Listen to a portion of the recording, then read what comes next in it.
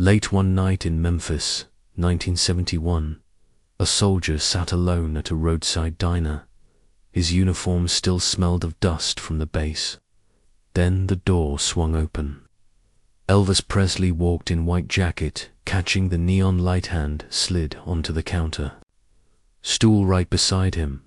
If you believe moments of kindness can change a life forever, stick with this story until the end. And if it moves you, share it with someone who still believes in heroes. The jukebox hummed in the corner, low enough to blend with the rattle of plates from the kitchen.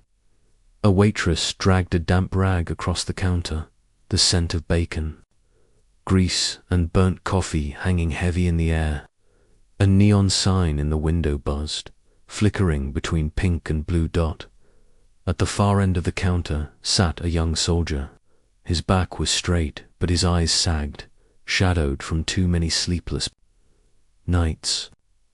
He stirred his coffee without drinking it, the spoon clinking against porcelain in a rhythm that seemed louder than the jukebox. His sleeves were faded, his patches frayed, telling their own story before he spoke a word. The door creaked open. A gust of night air swept in, carrying the faint smell of asphalt and gasoline from the empty highway outside. Heads turned, then froze. Elvis Presley stepped inside. No entourage, no flashbulbs. Just the king himself, framed in the neon glow, wearing a crisp white jacket that caught the light with every step. The room changed instantly. Forks paused halfway to mouths. A trucker in the corner stopped chewing. The waitress stood still, rag in hand. It wasn't every night that Elvis Presley walked into a roadside diner after midnight. But the most striking thing wasn't that he came in it, was where he chose to sit. The counter stretched wide open, yet Elvis walked straight down and lowered himself onto the stool beside the soldier.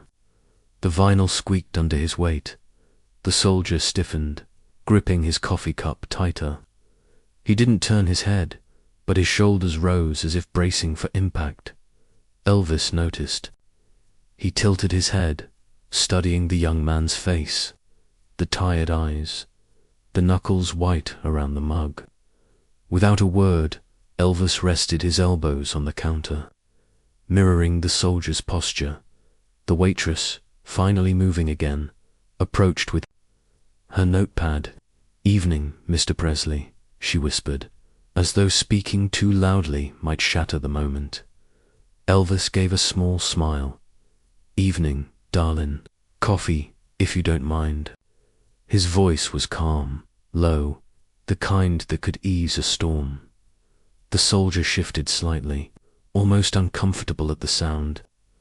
Elvis glanced sideways at him, not with the gaze of a star, but with the look of someone who recognized weariness. The silence stretched. The jukebox clicked over to another track, soft guitar strums filling the room. Then came the smallest moment, barely visible, but it landed like thunder. Elvis slid his hand across the counter, tapping twice near the soldier's cup, as if to say, "You're not alone tonight." The soldier blinked, his lips pressed together, fighting back words or maybe tears. He didn't answer, but he didn't move away either. A low murmur started from the booths. People whispered to each other, trying to balance awe with the fear of intruding. Still, no one dared to interrupt. The neon buzzed again, its pink glow spilling across the counter, where the two men sat shoulder to shoulder, one world-famous, one invisible until this night. The waitress poured Elvis's coffee, steam curling into the air. Elvis lifted the cup, gave the soldier the smallest nod, then turned his gaze forward, and just like that, the king and the private sat in silence together. But this was only the beginning. What Elvis would say next, just a single question would unlock a story no one in that diner would ever forget. The silence between them stretched, heavy but not uncomfortable. The soldier's spoon tapped once more against the cup, then stilled. His hand trembled as he set it down. Elvis turned slightly, just enough so his voice reached the young man without carrying across the diner. "You just get back." The soldier's throat worked. He nodded, words catching before they could leave. Finally, a rough whisper, "Yesterday." That single word carried a lifetime: jungles, gunfire, sleepless nights. He stared into his coffee as though it might hide the things he didn't want to say. Elvis didn't push. He gave a short nod, as if he understood everything that wasn't spoken. He raised a hand to the waitress. 2 slices of pie, 2 coffees. The waitress blinked. 2, sir." Elvis gestured toward the soldier. "For my friend here." The soldier's eyes flicked up, startled. He opened his mouth to protest, but Elvis was already leaning back, relaxed, taking a sip of his own coffee. The pie arrived apple, the diner's specialty. Steam rose from the crust, cinnamon drifting into the air. Elvis slid one plate closer to the soldier, who hesitated, fork hovering. Finally, he took a bite. His shoulders eased a fraction, the first sign of warmth seeping in. Elvis set his fork down, watching the soldier carefully. "I know that look," he said quietly, "carrying things nobody else in the room can see." The soldier froze, fork midway to his mouth. He swallowed hard, forcing down both pie and emotion. His voice cracked. "Feels like I left myself over there. Like the war came home with me." For the first time, Elvis turned fully toward him. His eyes softened, lines deepening around them. "I get it. More than you'd think." The soldier frowned, caught off guard. For a moment, the war and the stage seemed miles apart. But Elvis spoke like a man who understood loneliness. In the booths behind them, people strained to hear without appearing rude. Forks hovered, conversations paused. The hum of the jukebox filled the gaps between words. Elvis didn't ask for stories of battles or losses. He didn't pry. He simply listened. Sometimes silence does more than a dozen questions. He pushed a napkin across the counter, small but deliberate. The soldier stared at it, confused. Elvis said nothing, only gave a faint nod as if to say, "If you need it, it's there." The soldier's chest rose, fell. He clenched the napkin in his fist, his knuckles pressing white. Around them, the diner shifted from curiosity to reverence. It was no longer about a superstar and a stranger. It was 2 men, side by side, the noise of the world muted. A trucker in the corner cleared his throat. The waitress wiped her eyes when she thought no one was looking. The soldier leaned forward. Suddenly, as if pulled by something inside, he reached into his jacket, fingers fumbling with a folded shape hidden deep in the pocket. His lips pressed tight, eyes blinking rapidly. The rustle of paper broke the stillness. He drew out a small, creased envelope, edges worn from months of handling. He hesitated, the envelope trembling in his hand. Elvis watched, waiting, never forcing.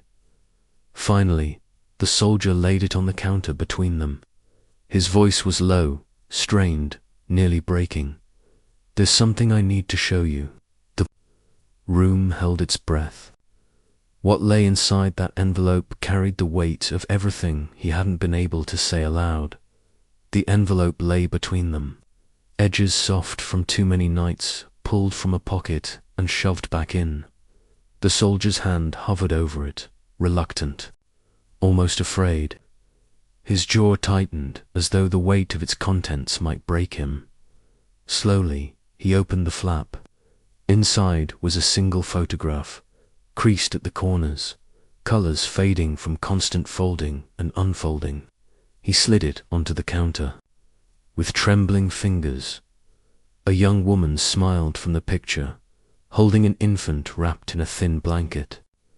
The baby's cheeks were round, eyes half closed in sleep. The soldier couldn't look at it for long, his throat locked, eyes burning. "That's my wife," he whispered. His voice broke. "And that's my daughter.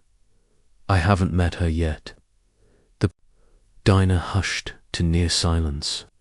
Even the jukebox seemed to fade, guitar notes hanging in the air like unanswered questions.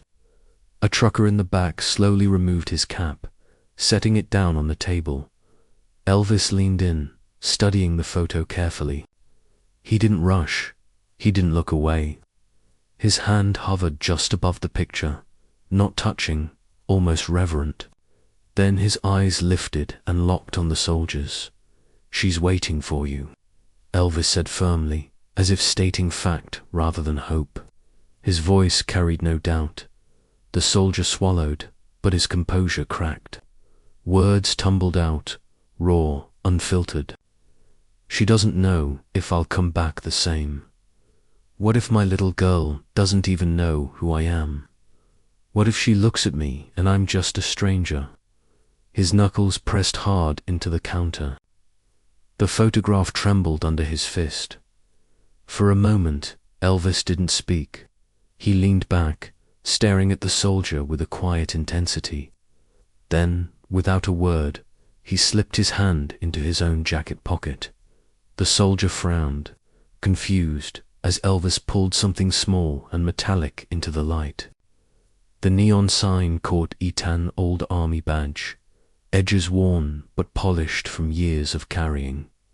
The soldier blinked, stunned. He'd heard the stories, of course, but seeing the proof was different. Elvis wasn't just a superstar. He was a man who had stood in uniform too. The soldier exhaled sharply, a sound between relief and disbelief. You carried that with you." Elvis nodded. "Germany, 1958. Different place. Same loneliness." The soldier stared, the realization softening the walls he'd built. For the first time that night, his shoulders lowered. His chest no longer seemed locked in armor. The waitress, watching from a distance, dabbed her eyes with a napkin. She'd seen soldiers come and go through that diner for years. None had ever been seen like this by someone who understood without needing every detail. Elvis set the badge gently on. The counter beside the photo, side by side his past and the soldier's present. The gesture was simple, but it bridged decades, experiences, worlds. The soldier pressed his lips together, tears welling. He whispered, "Feels like I've been carrying a ghost." Elvis leaned closer, his voice dropping to a steady whisper. "Then tonight, you don't carry it alone." The diner held its breath. The soldier closed his eyes for a moment, gripping the edge of the counter. But just as peace began to seep in, Elvis shifted slightly, his expression unreadable. His hand moved toward the badge again, fingers curling round it. Something in his eyes hinted at a deeper message, yet to come something he wasn't ready to say aloud. The soldier, watching, knew another truth was on its way. The badge gleamed faintly under the diner's buzzing neon. Elvis set it squarely on the counter, directly beside the soldier's creased photograph. Two worlds, different decades, but the same thread stitched through both. "I wore this in Germany," Elvis said softly. "Different place, same loneliness." The soldier stared, stunned into silence. His eyes flicked between the badge and the man beside him, the superstar who had filled stadiums, now confessing that he too had once known isolation in uniform. The soldier let out a long breath he hadn't realized he was holding. For the first time all night, His face softened. His lips twitched toward something that might become a smile. Elvis noticed. He tapped his fingers lightly on the counter, as though marking a rhythm only the two of them could hear. "Food in the mess hall," he said with a half smile. "You'd think they were trying to make us tougher by starving us." The soldier chuckled, a low, reluctant sound, but laughter nonetheless. The tension cracked. A ripple spread across the diner first, a smile from the waitress, then a quiet laugh from a trucker in the corner. The mood shifted from heavy silence to shared release. Elvis leaned back, stretching his shoulders. "Germany wasn't war, but I know the ache. Every night, wondering if you'll be remembered back home, or if you'll even recognize yourself. When it's over," the soldier nodded, his eyes damp. "That's exactly it. Feels like I left pieces of myself scattered everywhere." For a moment, the two men simply sat together, their words absorbed by the hum of the jukebox. Then Elvis leaned closer, voice suddenly serious, eyes locking with the soldier's. "Don't let the war steal your family too." The words hit like a weight. The soldier froze, staring at him. His hand trembled as it slid over the photograph, pulling it back toward his chest. He pressed it flat against his heart. Elvis didn't look away. His gaze carried the weight of someone who had seen fame, fortune, and loneliness collide. "You survived it. Don't let it follow you through the door when you go home. Let them see you, not just the war." The soldier swallowed hard, his Adam's apple bobbing. His breathing grew shallow, uneven. Around the room, people shifted in their seats, caught in the gravity of the moment. The waitress, pretending to refill a sugar dispenser, glanced nervously. At Elvis, he gave her the smallest nod. She understood. She slipped away, returned a moment later with a folded slip of paper. Elvis barely acknowledged it, passing it back to her with a whisper too low for the soldier to hear. The paper disappeared beneath the order pad in her apron pocket. The soldier, unaware of the exchange, rubbed his temples. "I don't even know where to start." Elvis tilted his head, his tone softening. "Start with the ones waiting for you. The rest, you carry lighter when you share it." The jukebox clicked, another track starting, this one slower, almost mournful. The soldier listened, his shoulders sagging, but for the first time that night, his chest seemed less rigid, his breaths a fraction deeper. The badge remained on the counter, gleaming beside the photograph.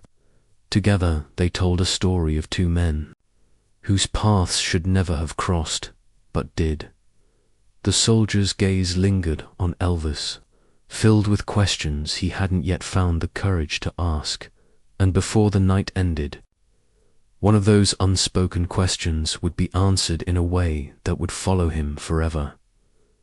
The soldier took the last bite of pie, the sweetness clinging faintly to his tongue, mixing with the lingering scent of coffee and frying bacon. The diner had quieted again, the hum of conversation reduced to soft murmurs and the occasional clink of cutlery. Outside, the neon buzz painted long shadows across the floor, the parking lot slick with rain that had stopped minutes earlier. Elvis rested his hand briefly on the soldier's shoulder, firm but gentle, as though transferring a measure of strength. He leaned close, voice low enough that only the soldier could hear. "Don't forget, you've got people waiting for you. Don't make them wait too long." The soldier swallowed hard, nodding, trying to store the moment in his memory. To imprint every detail, the curve of Elvis's smile, the faint scent of his cologne, the soft creak of the stool as he shifted. He stood, fingers brushing the counter, absent-mindedly, and Elvis mirrored the movement, rising slightly taller despite the stool still beneath him. The silence between them spoke louder than words, unspoken understanding. A transfer of hope from one man who had known struggle to another. The waitress appeared, slipping a folded note into the soldier's jacket pocket while he wasn't looking. He only felt the light weight when the edge brushed against his hand, a whisper of something more than paper, a promise. A lifeline. Elvis gave him a quiet nod, a small gesture loaded with gravity. The soldier turned, walking toward the door, rain-slicked tiles reflecting the neon glow beneath his boots. For a moment, he paused, the world suspended. He glanced back at the diner's interior, catching a fleeting glimpse of Elvis leaning against the counter, casual yet statuesque, as though he'd always been part of this small, sacred moment. Outside, the night air was cool against his cheeks, carrying the scent of damp asphalt and distant pine. He reached into his pocket, feeling the folded note. Curiosity warred with hesitation. He wanted to wait, to savor the anticipation, yet something inside urged him to open it immediately. Hours later, in the privacy of a dim train compartment, the soldier unfolded the note. The handwriting was unmistakable, crisp and confident. "You'll always have a brother in Memphis. Elvis." Beneath the words, tucked carefully, lay a train ticket home. The paper was smooth, slightly heavy in his hands, the kind that carried purpose and promise. A lump rose in his throat as realization dawned. Elvis hadn't just offered words. He had given him a path, a tangible bridge from loneliness to reunion. The memories of the diner swelled the hiss of the jukebox, the rustle of napkins, the faint perfume of Elvis's presence. He remembered the badge on the counter, the photograph in his hand, the quiet laughter, the advice. Every micro-detail now etched into his memory, amplified by the weight of gratitude. Word spread later among the diner's staff and late-night patrons. Elvis had quietly paid the soldier's bill, leaving a tip double the usual, and whispered to the waitstaff, "Take care of him if he comes back." No announcement, no fanfare, just a private act, invisible yet monumental. The soldier traced the edges of the note and ticket, fingers trembling. He thought of the reunion awaiting him, the life paused by duty and distance, now tangible and reachable. For the first time in months, he allowed himself to feel the breadth of possibility, the warmth of home, the laughter of a child he'd never met, the soft embrace of a wife waiting without judgment in that quiet compartment. As the train hummed toward destiny, he understood the magnitude of a single evening shared with a man who could have dined anywhere, but chose him. The note, the ticket, the kindness, they weren't just gifts. They were a message that no one is ever truly alone. The train rattled along the tracks, a rhythmic clatter that seemed to echo the soldier's heartbeat. Rain-slicked landscapes slid past the window, blurred streaks of grey and green, each mile, bringing him closer to a life paused by war, yet now reclaimable.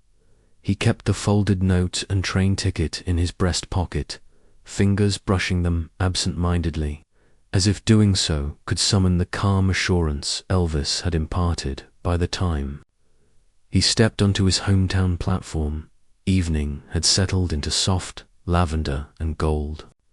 The air smelled of damp leaves and the faint tinge of home coal from the old furnace. Fresh laundry drying on the line, a hint of baking bread from a nearby kitchen. His wife was there, standing with a small bundle in her arms, the baby asleep against her shoulder. His breath caught, and for a heartbeat he thought the world might tilt. The years of separation condensed into this single, impossible moment. She looked up, eyes wide, searching his face. Recognition, relief, and a flood of emotion passed in that glance. words unnecessary. He took the baby in his arms, feeling the softness of downy hair and tiny fingers curling round his thumb. For a moment, he couldn't speak, couldn't move, only exist in the gravity of reunion. Back in Memphis, the diner remained quiet at night, the neon glow flickering in a familiar rhythm. According to the soldier's family, the note from Elvis eventually found a place in their home, framed and perched on the mantel. It became a talisman, a reminder of hope in dark hours, proof that human kindness could transcend fame, war, and isolation. Some say Elvis never mentioned that night again, preferring silence to embellishment. Yet the memory lingered in the soldier's life, shaping the way he approached others, teaching him that the quietest accent, understanding glance, a hand on a shoulder, a small gesture of generosity could carry the weight of entire worlds. Friends recall him sharing the story softly, never seeking glory, always emphasizing the simple power of listening and showing up.